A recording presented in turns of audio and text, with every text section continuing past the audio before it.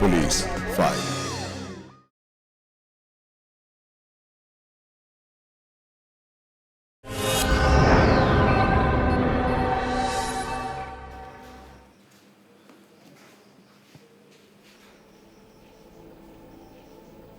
Hello Shampa, আমি মিতার বাবা বলছি। এটা তো আপনার নাম্বার নয়। আসলে কি হয়েছে জানো, আজ সকাল থেকে আমি বারবার তোমাদের ফোন করছি, কিন্তু কেউ তোমরা আমার ফোনটা ধরছো না, তাই একটা অন্য ফোন থেকে ফোন করলাম। আচ্ছা, আমার ফোনটা তোমরা কেন ধরছো না? দেখুন, ঘর সংসারে তো কম কাজ থাকে না, আর এটা কোনো কল সেন্টার নয় যে আপনি যখনই ফোন করবেন আর রিসিভ করতে হবে। দেখো, দুদিন ধরে আমি আমার মেয়ের সঙ্গে কোনো রকম যোগাযোগ করে উঠতে পারছি না। আমি যখনই ওকে ফোন করছি খালি বলছি যে সুইচ অফ আছে। উপায় কি বলো? এখন তোমরাই তো আমার ভরসা, কিন্তু তোমাদের বারবার ফোন করা সত্ত্বেও তোমরা আমার সঙ্গে ওর কথা বলিয়ে দিচ্ছ না কেন? কি করে দেবো বলুন তো? আপনি যখনই ফোন করেন নয়তো ও স্নান করে নয়তো রান্না করে। দেখো, এটা কিন্তু একটা অজুহাতের কথা। আমি ফোন করলে ও আমার সঙ্গে কথা বলবে না বা পরে ঘুরিয়ে আমাকে ফোন করবে না, এটা তো হতে পারে না। দেখো, তোমরা কেন ওর সঙ্গে আমার যোগাযোগে বাধাটা দিচ্ছ? কেন ওর ফোনটা সুইচ অফ হয়ে আছে বলো? কি কি হলো? কি বললো? ফোনটা কেটে দিল। কেন কেন ওরা এরকম করছে বলো তো? কেন ওরা আমার মেয়েটার সাথে যোগাযোগ করতে দিচ্ছে না? ওদের কি অবস্থায় আছে কে জানে। শোনো না, আমার না মনটা ভীষণ অস্থির অস্থির করছে ওকে একটু দেখার জন্য। ভীষণ অস্থির লাগছে গো। তুমি দাঁড়াও, আমি কালই যাব। ওকে আমি এ বাড়িতে নিয়ে আসবো। যদি প্রয়োজন হয় ও সারা জীবন এখানেই থাকবে। বলছি, মেয়েকে কিন্তু আমার নিয়ে আসতেই হবে।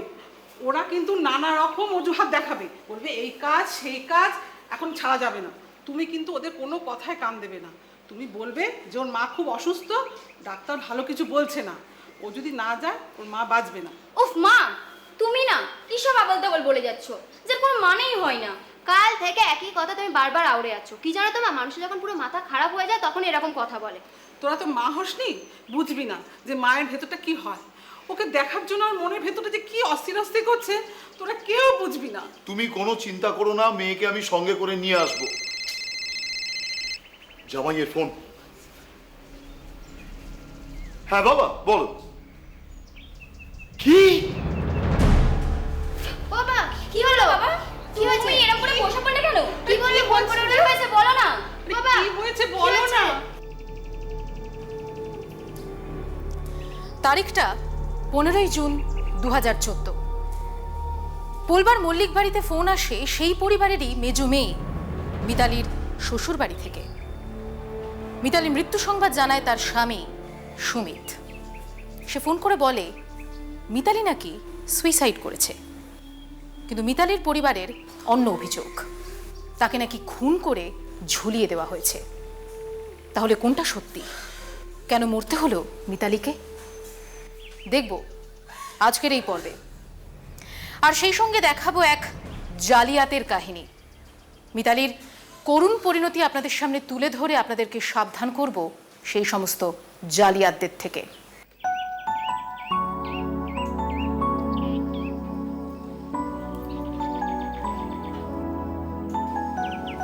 এই দিদি শোন না, ছেলেদের বাড়ি থেকে সবাই এসে গেছে, দেখতে যাবি চল।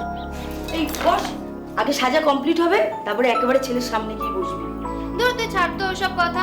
আর বিয়ে থাকা করে না কোনো এক্সপিরিয়েন্স নেই, তার মধ্যে বাড়ি সবার সামনে নাকি বসে ছেলের দিকে ড্যাব ড্যাব করে তাকিয়ে থাকতে হবে, হয় নাকি তাই? হ্যাঁ যায়, আমি তো তাই করেছিলাম। ছি ছি ছি, কি বেহায়া মেয়ে দেখেছো? আমরা তো নির্লজ্জ নই। এই চল তো। এক্ষুনি মা ওই ঘর থেকে ডাক দেবে, যদি দেখে যে সাজ কমপ্লিট হয়নি তো অনেক কথা শুনতে হবে। তো শুনে নিবি, তুই এমনিও ভেয়া আছিস, তার মধ্যে কারো কথা তোর গায়ে লাগে? তোরা দুজন ঝগড়া কর, আমি গিয়ে দেখে আসি। তোর তো তাহলে মনে ভালোই আগুন লেগেছে। লাগবে না? কি সুন্দর দেখতে, তোর বরের মতো ভারু দত্ত নয়, কি সুন্দর টানটানি ফিগার, যাস না হিরো কি তারা। তুই কাজ কর না, তোরা দুজন ওকে সাজা, আমি চট করে ছেলেটাকে দেখে আসি। ওরে শয়তানি। এই চল চল চল চল চল দেখে আসি। চল। আস্তে আস্তে। আপনাদের এখানে আসতে কোনো রকম অসুবিধা হয়নি তো? আরে না না, এটা কি বলছি, খবরবাবু তো আমাদের নিয়ে এলে, সেখানে কেন হবে? না না না, আসলে মেয়ের বাবা তো বুঝতেই পাচ্ছেন, নানা রকম টেনশন। না টেনশন করবেন না, টেনশনের কোনো কারণ নেই। আচ্ছা আচ্ছা আচ্ছা আচ্ছা। না, না, টেনশন করবেন না, টেনশন করবেন না। এটা আমার এটা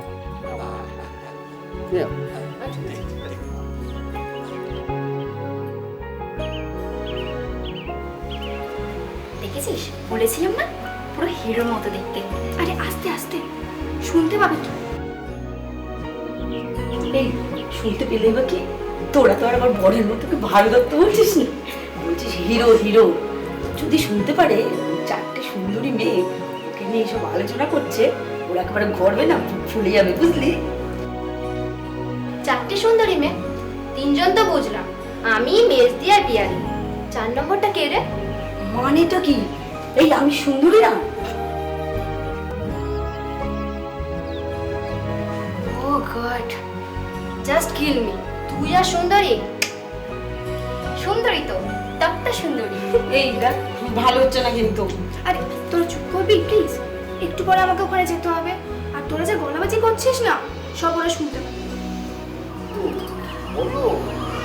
হ্যাঁ ঠান্ডা তো হলো, এবার মেয়েকে নিয়ে আসুন। হ্যাঁ হ্যাঁ হ্যাঁ হ্যাঁ, আপনার খানায় যাচ্ছি মেয়েকে হ্যাঁ নিয়ে। হ্যাঁ, নিয়ে আসুন, নিয়ে আসুন, নিয়ে আসুন। হ্যাঁ, হ্যাঁ, কলকাতা। একদম একদম একদম, আগেই ঠিক বলতে আছে। কি রে তোরা এখানে কি করছিস? তুই এখনো রেডি হসনি? বটেই তো আমাদেরকে টেনে নিয়ে এলো ছেলে দেখবে বলে। এই আমি হ্যাঁ হ্যাঁ তুই তো।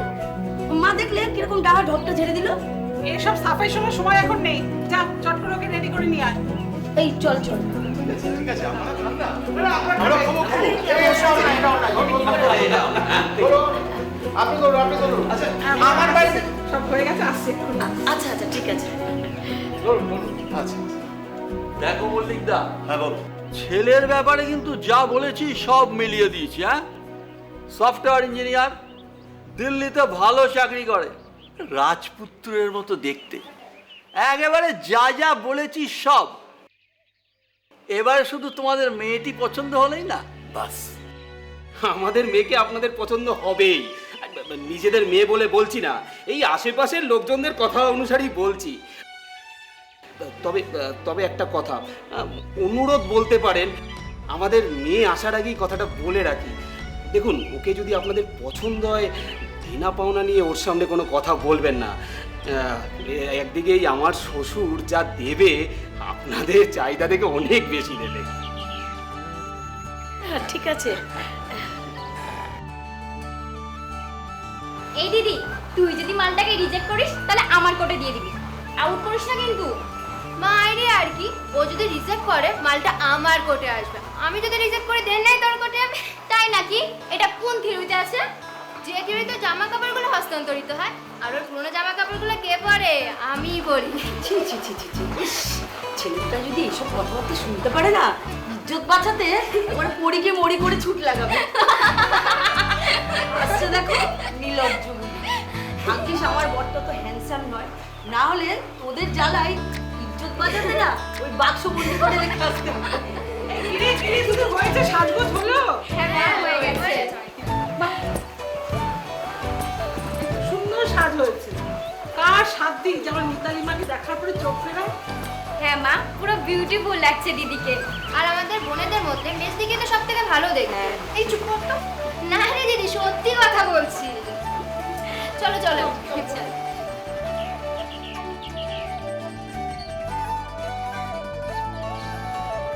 আমি যখন তোমাদের ড্রয়িং রুমে বসছিলাম, তখন তোমরা সিঁড়ি থেকে আমাকে নিয়ে খুব মজা করছিলে, তাই না? না না, আমি আপনাকে নিয়ে কোনো মজা করিনি, ওরাই। আপনি? আচ্ছা, তাহলে আমার প্রশ্নটা একটু সংশোধন করে নি। আমি যখন আপনাদের ড্রয়িং রুমে বসছিলাম, ব্যাপক ফাটাফাটি। মেয়েকে বিয়ে দিয়েছিল। দেখো বাড়ির সবাই উঠে পড়েছে, সবাই কি ভাববে বলো তো? কিচ্ছু ভাববে না, বাড়ির সবাই জানে আমি দেরি করে ঘুম থেকে উঠি। কিন্তু আমি তো বাড়ির বউ, আমাকে তো তাড়াতাড়ি উঠতেই হবে। তুমি চাপ নিচ্ছ কেন? আমি সবাইকে বলে দেবো। কি বলবো? বলবো এটাই যে তুমিও আমার মতো দেরি করে ঘুম থেকে ওঠো। চল। কি বললে? শয়তান ছি, কি লাগছে শয়তান? আচ্ছা শয়তানের বউকে কি বলে বলতো? জানি না, না বলতে হবে, না হলে তোমাকে আমি ছাড়বো না। জানি না, বলো। ছাড়ো। না ছাড়বো না, আগে বলো শয়তানের বউকে কি বলে? শয়তানি। কি বললে শুনতে পেলাম না? শয়তানি বললাম তো। এইবার শয়তানকে শয়তান কামড়ে না না পাপাই, কে? কটা বাজে? এই তো উঠছি। খোল পাপাই।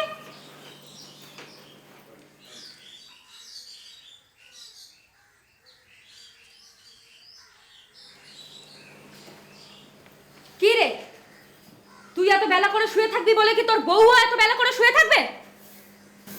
দিদি দাও না, আমি ছাড়টা দিয়ে দিচ্ছি। তাই নাকি? তোমায় আমি ঝাঁটাটা দিই আর তুমি ঘরের দরজা বন্ধ করে আবার হা হা হি হি শুরু করে দাও। এই জন্য বলি দিদি আর একটা বিয়ে কর, তোর না ভেতর থেকে রসকস একদম সব শুকিয়ে যাচ্ছে। শোন, আমার রসকস সব ঠিক আছে, তোদের একটু বেশি উতলে উঠেছে। এই কি তুমি এরকম দাঁড়িয়ে রয়েছো কেন? শোনো, বাবার বাথরুম সারা হয়ে গেলে বাবার চা লাগবে, তাড়াতাড়ি যাও স্নান সেরে বাবার জন্য চা করো, যাও। যাচ্ছি।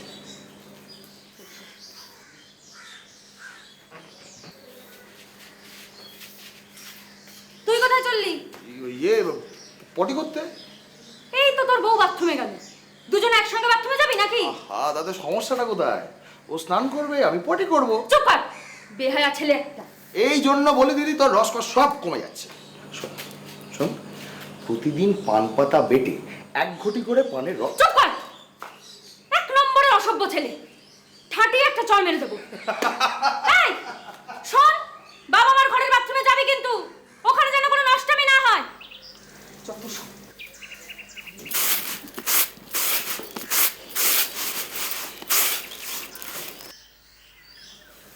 কই গো, চা হলো? আরে বাবা, জানোই তো শ্বশুর মশাই চা খেতে খেতে খবর কাগজটা পড়ে, তা এখনো কি সেই নতুন নতুন ভাত দেখালে চলবে? এত বেলা হয়ে গেল, সবাই ওদিকে উঠে পড়েছে, আর উনি ঘরের দরজা বন্ধ করে বরের সঙ্গে হা হা হি হি করছে। বাধ্য হয়ে তো আমাকেই রান্নাঘরে পাঠাতে হলো, তা নাহলে বেলা 12টার মধ্যেও কপালে চা জুটতো না। বাবা চায়ের জলটাকে তুই চাপিয়ে দিতে পারতিস। কেন, আমায় কি চাকরানি পেয়েছো নাকি? তাহলে ছেলের বিয়ে দিয়েছিলে কেন? উনি ওদিকে বেলা 10টা পর্যন্ত ঘরে ঘুম মারবে আর আমি ওনার জন্য বেডটি করে নিয়ে আসবো। এই থাম থাম।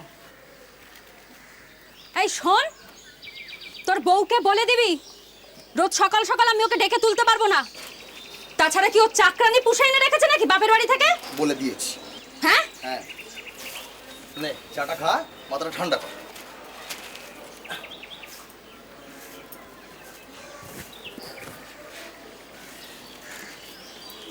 হ্যাঁ যাও যাও।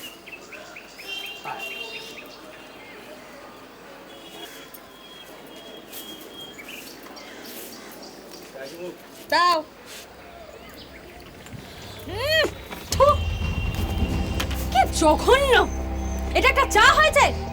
বাপের বাড়িতে কি চা করতেও শেখনি নাকি? সকাল সকাল মুখটা করে বিষাদ করে দিল। বাবা, হ্যাঁ তা তুমি চাটা খাচ্ছ কি করে?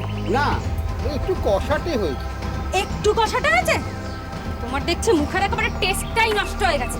ওরে শম্পু, সত্যি চাটা খাওয়া যাচ্ছে না রে মা। তাহলে খাচ্ছ কেন? বলি কে মাথা দিব্যি দিয়েছে তোমাকে? হ্যাঁ দাও এদিকে দাও। কি আর করি বল, আমি বানিয়ে নিয়ে আসি।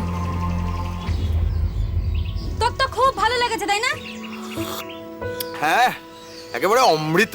তা তো লাগবেই, নতুন বউয়ের হাতে চা বলে কথা। এই তুমি আনাজ কাটতে পারো? যাও তাড়াতাড়ি কেটে ফেলো, রান্না চড়াতে হবে।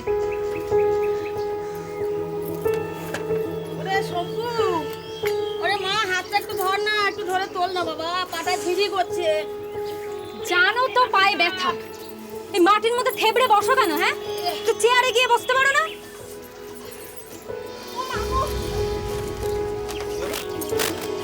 ব্যাস, দেখো দেখো বাবা, দেখো কি বউ এনেছো, দেখো ঠিক মতো চাও করতে পারে না, আর আনাজ কাটতে গিয়ে হাতটা কেটে দিল। এই তুই চুপ কর, বকবি পরে, আগে ভেতরে যা, ওষুধের বাক্সটা নিয়ে আয়। ভাবতো আমার খেয়ে দেয়ে কাজ নেই, তোদের এসব ফালতু কাজে সময় নষ্ট করবো। হ্যাঁ তা কেন পারবি?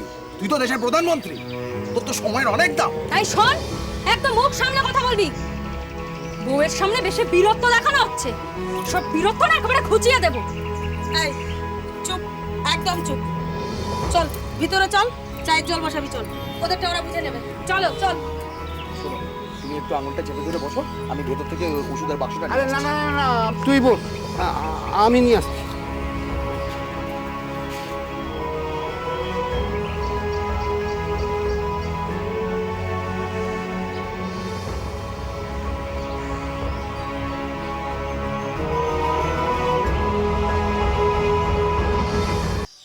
সর্বনাশ! হ্যাঁ সর্বনাশ। এটা কি করলে? তোমার দিদি দেখলে এক্ষুনি লঙ্কা কাণ্ড বাঁধবে। না ইয়ে শোনো না, তুলে ফেলো, চটপট প্লিজ প্লিজ। হ্যাঁ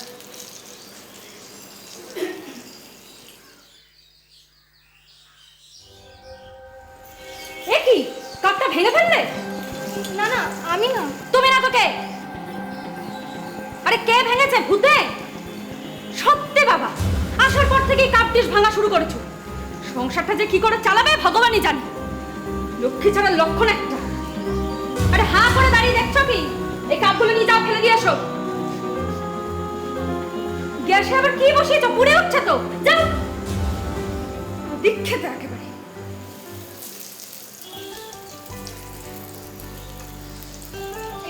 বেরো বলছি, বেরো। দোষ করবে তুমি, আর এখানে লুকিয়ে বসে আছো। চুপ কেন? চুপ কেন দিদি?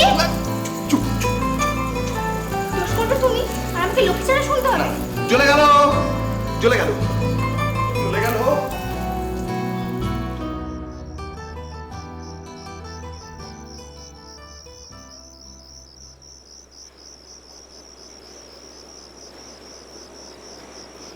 কি গো, কখন শোবে? অনেক তো রাত হলো। শোবো তো, বসো বসো বসো।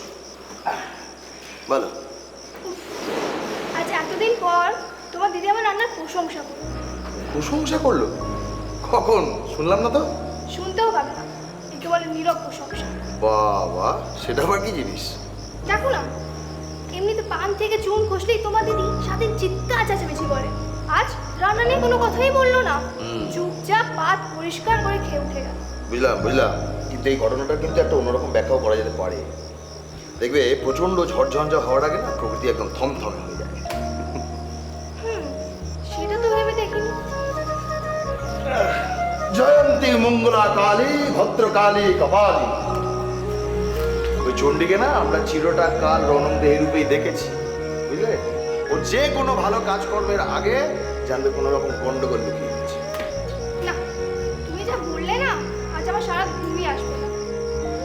কে জানে কাল সকালে কি ঝড় অপেক্ষা করছে। তোর চিন্তা করছো কেন? আমি আছি তো। এলেন আমার বীর পুরুষে। তোমার বীরত্ব আমার দেখা আছে। এমনিতে দিদিকে দেখলে তো পথ খুঁজে পাও না পালাবার, আবার আমাকে উদ্ধার করবে। কথাটা শুনতে তিতো লাগলেও খুব যে খারাপ বলেছো তা কিন্তু নয়, বুঝলে? একবার আমার দিদি খুব রেগেছিল, খুব। সেই ভয়ে আমি ভীষণ জোর দৌড় লাগিয়েছিলাম। সকালবেলা দেখি আমি দিল্লি পৌঁছে গেছি। আচ্ছা শোনো না, বলো। বলছি তুমি দিল্লি কবে যাবে? যদি আর না যাই তো? কেন? তুমি চাকরি ছেড়ে দিয়েছো? যদি ছেড়ে দিত আমাকে ছেড়ে দেবে, তাই তো? মানে ডিভোর্স? দেখ কি সব যে বলো না। না, অস্বাভাবিক তো কিছু বলিনি, অস্বাভাবিক কিচ্ছু বলিনি। তোমার বাবা মা আমার চাকরি দেখে তোমার সাথে আমার বিয়ে দিয়েছে। এখন চাকরি নেই, সুতরাং ওনারা তোমাকে ডিভোর্স করিয়ে নিতেই পারে। তুমি সত্যি চাকরি ছেড়ে দিয়েছো? যদি ছেড়ে দিত, যাও ঘরের ভেতরে যাও, বাবা আমাকে ফোন করো, কি ডিসিশন হলো আমাকে জানি, কোথায় সই সাবুত করতে হবে বলো, করে দেবো। তুমি এভাবে কেন কথা বলছো?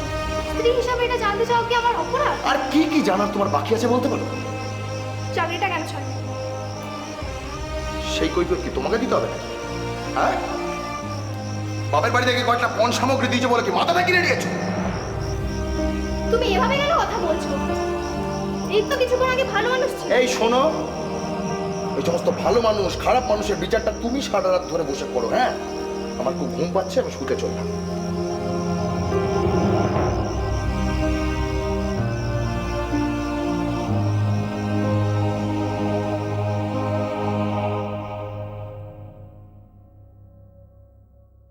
আরো বেশি করে বউকে মাথায় তুলে নাচো।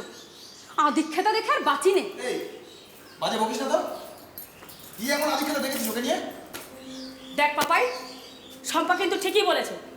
প্রথম থেকে যখন তুই তোর বউয়ের লাগাম টানতে পারিসনি, তাহলে তো সে উৎপাত করবেই। আর এখন তোর মাথায় চড়ে নাচছে, আর দুদিন পরে আমাদের মাথায় চড়ে নাচবে, তাই তো?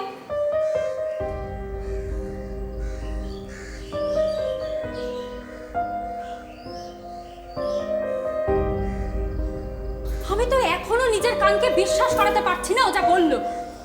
তোকে কিনা জবাব দিতে হবে তুই কেন চাকরি ছেড়েছিস। পাপাই, তুই ভালো করেই জানো কত বড় একটা বিষয় আড়াল করে বিয়েটা হয়েছে। সেটা যদি প্রকাশ্যে এসে যায়, একটা মান সম্মানের ব্যাপার থাকে। ওকে ভীষণ শাসনের মধ্যে রাখতে হবে, যাতে ওই বিষয়টা প্রকাশ্যে এলেই ওরা আমাদের বিরুদ্ধে স্টেপ নিতে ভয় পায়। শোনো বাবা, শুধু বকাবকি করলে হবে না, বুঝেছো? দরকার পড়লে না মারধর করতে হবে, তবে না একটু ভয় ভয় থাকবে। এই শোন, ওরকম না হুটপাট করে গায়ে হাত তোলা যায় না। হাত তোলার জন্য একটা প্রপার রিজন দরকার। ও যদি আমাকে এসে বলে শোবে এসো, আমি ওকে চট্টাপড় লাগিয়ে দেবো। না না, ওকে কোলবালিশ মনে করে গিয়ে শুয়ে পড়বি, কেমন? কি বেহায়ার মতো বাবা মায়ের সামনে কথাগুলো বলছিস বলতো? ও কিরকম একটা উদাহরণ দিলে তুমি শুনলে? বলছো ও যদি বলে এসে শোবে।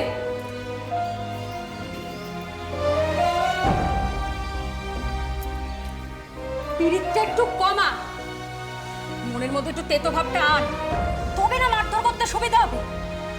আরে ওই চুল্লু খড়গুলোকে দেখিস নি কিরকম চুল্লু খেয়ে বউদের মারধর করে? বাহ বাহ বাহ বাহ বাহ বাহ, তাহলে তো হয়েই গেল। আমাকেও তাহলে কালকে থেকে চুল্লু খাওয়া ধরতে হয়। আমি কি তাই না, বলেছি? তুই তো সেটাই। শম্পু, কি তখন থেকে মারধরের পরামর্শ দিয়ে যাচ্ছিস বলতো?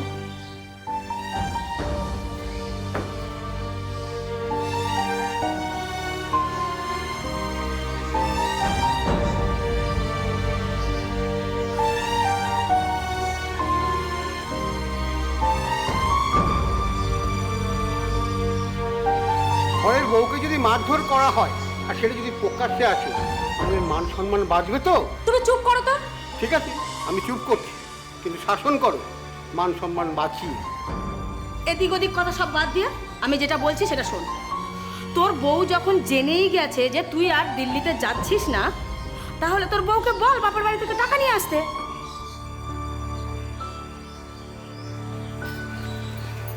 হ্যালো বাবা। হ্যাঁ মা, বল। মিতা, কি হয়েছে মা? তুই কাঁদছিস কেন?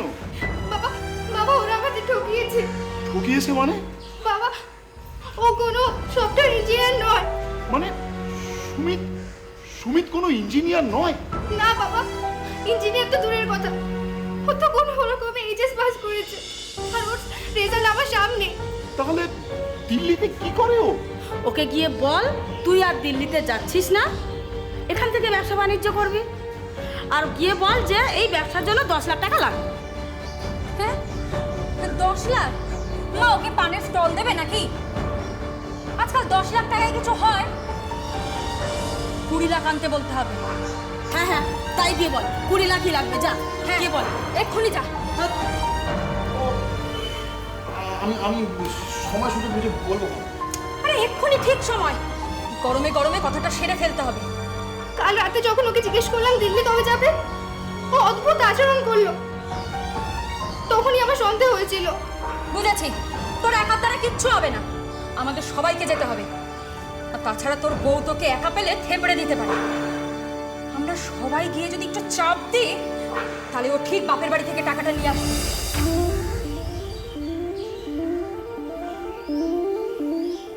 চল।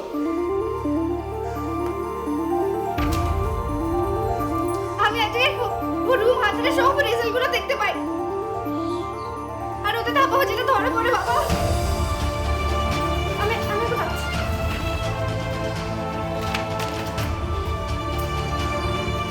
তোমাকে না বলে এই কাগজগুলো তুমি হাত দিয়ে চলে। তার মানে ও সব জেনে গেছে? ও শুধু একা জানেন, ওর বাড়ির সবাইকে জানিয়েছে। সোহাগ করে করে তোমার মাথায় উঠেছো না তুমি?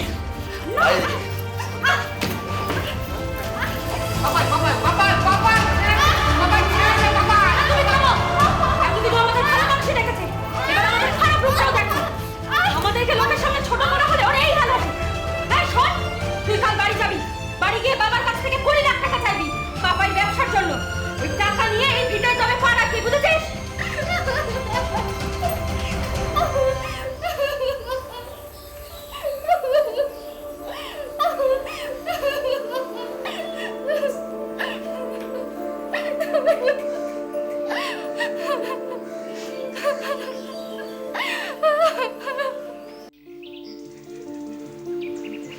এই পরিস্থিতিতে নিজের রাগটা আমি না পারছি ওকাতে, না পারছি গিলতে।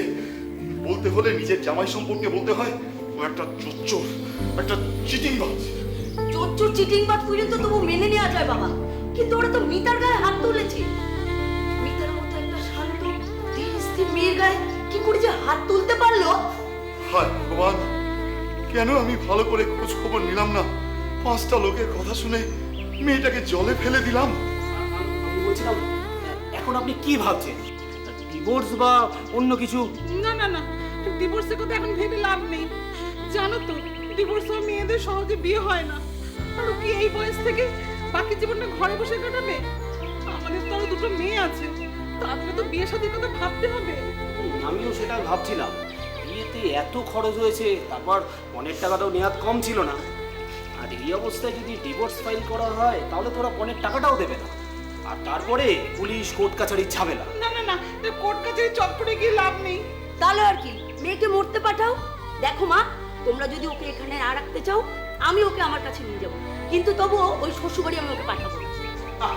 শোনো শোনো, আমাদের এখন খুব ঠান্ডা মাথায় শান্ত হয়ে কিছু সিদ্ধান্ত নিতে হবে। না না, তোমার সবকিছু মেনে নিতে পারবো না। তুমি ওকে শ্বশুরবাড়ি পাঠাবার ধান্দা করছো। কথা বলতে দাও না, বুঝলে? কথার উপর কথা তুমি চাপিয়ে দাও। দেখো, ও তো তোমার শালী, তাই সবার আগে পণ সামগ্রী হিসেব নিকেশ করতে বসেছো, কিন্তু ও আমার বোন। আমি ওকে কিছুতেই ওই বাড়িতে মারধর খেতে পাঠাবো না। অমিতকে আগে কথাটা বলতে দে। আমি বলছিলাম কি, এতই যখন খরচ করা হয়েছে, না হয় 5 লাখ টাকা ওকে দিয়ে ওর কোনো ব্যবসার ব্যবস্থা করে দেওয়া হয়। কিন্তু 5 লাখ টাকায় কি ব্যবসা হবে? বাকিটা ও দেবে, সবটা কি আমরা দেব? যাক, যেটা বলছিলাম, ও যদি এখানে ব্যবসা করে একটু খেতে হতে পারে, তাহলে তো আমাদের মেয়ে আর বিদেশে যাবে না। আর সমস্যাটা যখন টাকা পয়সা নিয়ে, তখন সেটা দিলে তো আর ওকে আর অত্যাচারে সহ্য করতে হবে না। কিন্তু ওরা তো 20 লাখ টাকা দাবি করছে। 5 লাখ টাকায় কি ওরা মানবে?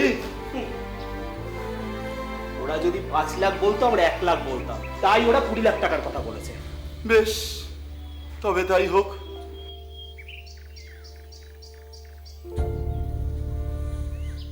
5 লাখ টাকা রসদ দিয়ে মিতালিকে আবার শ্বশুরবাড়িতে পাঠানো হয়, কিন্তু সেই রসদ ফুরোতে বেশি দিন সময় লাগে না। ওদিকে এবার মিতালি আর সুমিতের এক কন্যা সন্তান জন্ম নিল। কোথায় নতুন অতিথি আসার আনন্দে সংসারে খুশির বাতাবরণ বইবে, তা নয়, হলো ঠিক তার উল্টো। কন্যা সন্তান জন্ম নেওয়ার অপরাধে কন্যার মা মিতালির উপর শুরু হলো পরিবারের বাকি সদস্যদের নির্যাতন। কন্যা সন্তানের লালন পালন আর ভবিষ্যৎ সুরক্ষা করতে মিতালির উপর চাপ দেওয়া হয় বাপের বাড়ি থেকে 20 লাখের বাকি 15 লাখ টাকা আনার জন্য। এই পণের অত্যাচার সহ্য করতে না পেরে মিতালি আবারও পালিয়ে আসে তার বাপের বাড়িতে, এবং এবারও মিতালির বাপের বাড়ির তরফে সেই মানিয়ে নেওয়ার নীতি অবলম্বন করা হয়। ঠিক আছে, আপনি যখন ঠিক করেই নিয়েছেন ওদের 15 লাখ টাকা দেবেন, তখন এককালীন দেবেন না, নয়তো আগের 5 লাখ টাকার মতন ওটাও শেষ হতে বেশি দেরি হবে না। তখন আবার আপনার মেয়েকে পাঠাবে আপনার কাছে হাত পাততে। আচ্ছা, ধরো আমি যদি মাসে মাসে কিছু কিছু করে দিই, কি বলো? হ্যাঁ, 7-8 হাজার টাকা করে দিতেই পারেন, এতে কয়েক বছর চলেও যাবে। আর এর মধ্যে ওদের যদি মানসিকতার পরিবর্তন হয়, তাহলে ওই টাকাটাই ব্যবসার কাজে লাগাবে। বলছি শোনো না, বলছি, আমার না নিতাকে ও বাড়িতে পাঠাতে মন চাইছে না গো। কি করা যায় একটু বলো না, একটু ভেবে দেখো না। বাবা, আমি ও বাড়িতে যেতে পারবো না। তোমরা আমাকে জোর করো না কেন? আমি আর আমার মেয়ে কি তোমাদের সাথে এখানে থাকতে পারি না? আচ্ছা মা, আমরা কি তোকে একবারের জন্যও বলেছি যে তুই আমাদের সঙ্গে থাকবি না? আমরা কি চাই না যে তুইও আমাদের সঙ্গে থাক? কিন্তু মা, তোরও তো একটা ভবিষ্যৎ আছে। মা, আমরা আর কদিন? তোর বোনেরা তাদের স্বামী সন্তান নিয়ে সুখে সংসার করবে, ব্যস্ত থাকবে। মারে, তখন তোকে আর তোর মেয়েকে কে দেখবে বলতো?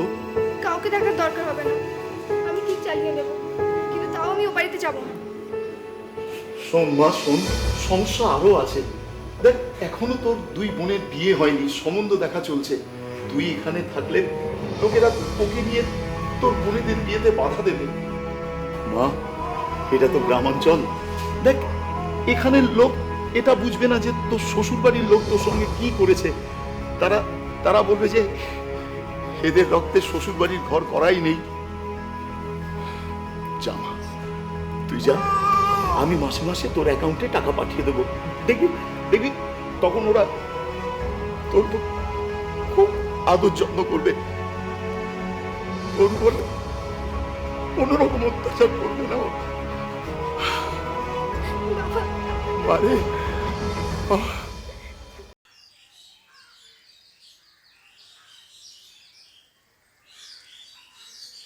এই গীতা, আমাকে এই মাসে টাকাটা দাও তো। আনছি।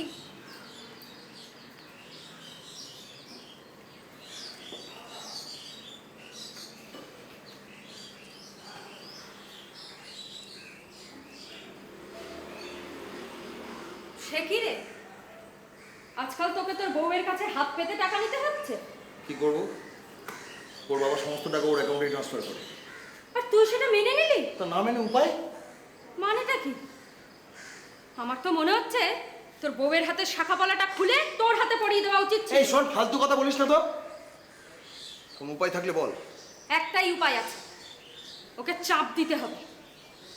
শোন, এতদিন ওর বাড়ি থেকে যা যা টাকা পয়সা এসেছে সব ওকে চাপ দিয়ে এবারও তাই করতে হবে। সেটা আর হচ্ছে না।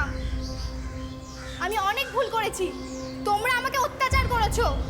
আমি বাবার কাছে গিয়ে কান্নাকাটি করেছি, আর বাবা তোমাদের সব আবদার মেনে নিয়েছে আমার চোখের জল দেখে। কিন্তু তোমরা আর বাবা থেকে কোনো কিছু নিতে পারবে না। এরকম 5,000 টাকা, বাবা 8,000 টাকা পাঠিয়েছিল, তার 3,000 টাকা আমার অ্যাকাউন্টে রাখা আছে। বলে কার পরামর্শে হচ্ছে এসব? কে দিচ্ছে এই যুক্তিগুলো? মা, যথেষ্ট আমার বয়স হয়েছে, আর যেটুকু বোধ বুদ্ধি হচ্ছে তাতে ভালোই বুঝতে পারছি তোমরা আমাকে আর আমার মেয়েকে কদিনের মধ্যেই রাস্তায় বের করে দেবে। তাই তখনের জন্য এখন থেকে জমাচ্ছি। এই, তুমি তোমার বাবাকে এক্ষুনি ফোন করো, আর ফোন করে বলবে যেন পরের মাসের পেমেন্টটা পাপাইয়ের অ্যাকাউন্টে জমা হয়। ও তাই নাকি? তুমি বললে আর অমনি আমি যন্ত্রের মতো তোমার আজ্ঞা পালন করব? সেদিন চলে গেছে। তোমার এত বড় সাহস যে তুমি দিদির মুখের উপর কথা বলো? যাও যাও, ভেতরে যাও, বাবাকে গিয়ে ফোন করে বলো নেক্সট পেমেন্টটা যেন আমার অ্যাকাউন্টে ঢোকে। আমি এক্ষুনি বাবাকে ফোন করছি আর বলছি পরের মাস থেকে যেন একটা টাকাও না দেয় তোমাদের। আরে তোরা দাঁড়িয়ে আছিস কেন? শিগগির যা, ও তো এক্ষুনি ওর বাবাকে গিয়ে ফোনে সব বলবে।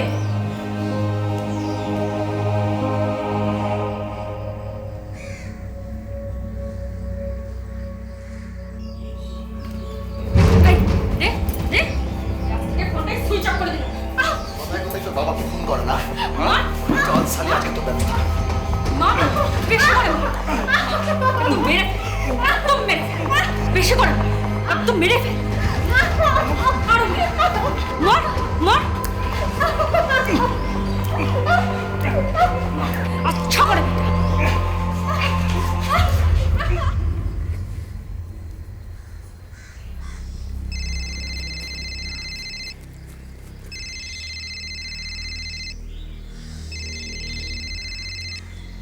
হ্যালো। হ্যাঁ দাদা, মেয়েকে সকাল থেকে ফোন করছি, কিন্তু ওর ফোনটা না সুইচ অফ বলছে। একটু যদি ওর সঙ্গে আমার কথা বলিয়ে দেন আর কি। দেখুন, আমি তো এখন একটু বাইরে রাস্তায় রয়েছি, আপনি একটু পরে ফোন করবেন।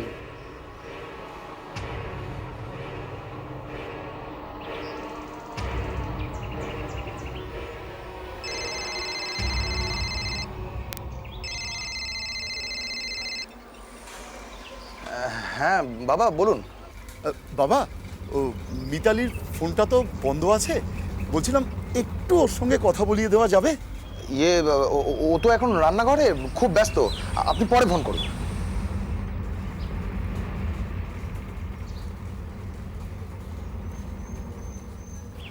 এইভাবে কিছুদিন কাটে।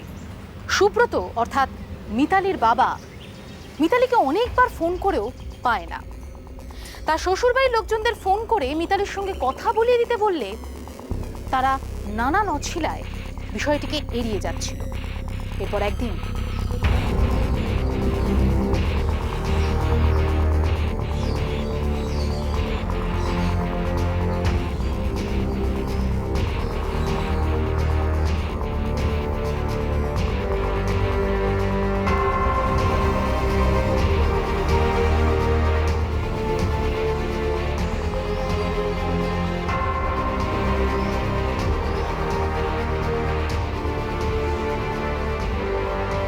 বাবা বাবা এবার এবার কি হবে?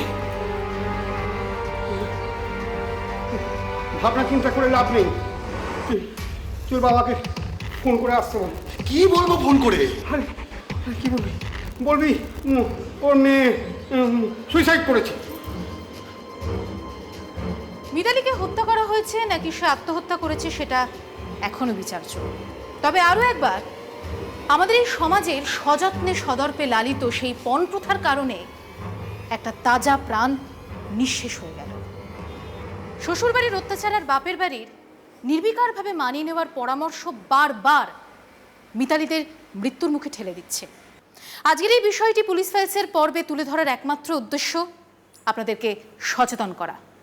যখন আলাপ আলোচনার মাধ্যমে সমস্যা মিটছে না, গৃহবধূদের মানিয়ে নেওয়ার পরামর্শ দিয়ে নিজেদের দায়িত্ব সেরে ফেলবেন না, আইনের দ্বারস্থ হন। পণের অত্যাচারে একটা তাজা প্রাণের অকাল মৃত্যু রুখে দিন। আইনের হাতে তুলে দিন সেই সমস্ত পাষণ্ডদের যারা পণের খিদে মেটাতে গৃহবধূদের মৃত্যুর মুখে ঠেলে দেয়। পুলিশ ফাইলস এখন আরও জমজমাট। 6 দিনে 6টা, একদম নতুন, একদম টাটকা। সোম থেকে শনি রাত 8:30টায় পুলিশ ফাইলস জমজমাট নতুন 6 দিন। আজকের মতো এ পর্যন্তই। আপনাদের সঙ্গে দেখা হবে আগামী পর্বে। ততক্ষণ ভালো থাকুন, সাবধানে থাকুন আর অবশ্যই সদা সতর্ক থাকুন আর দেখতে থাকুন পুলিশ ফাইলস।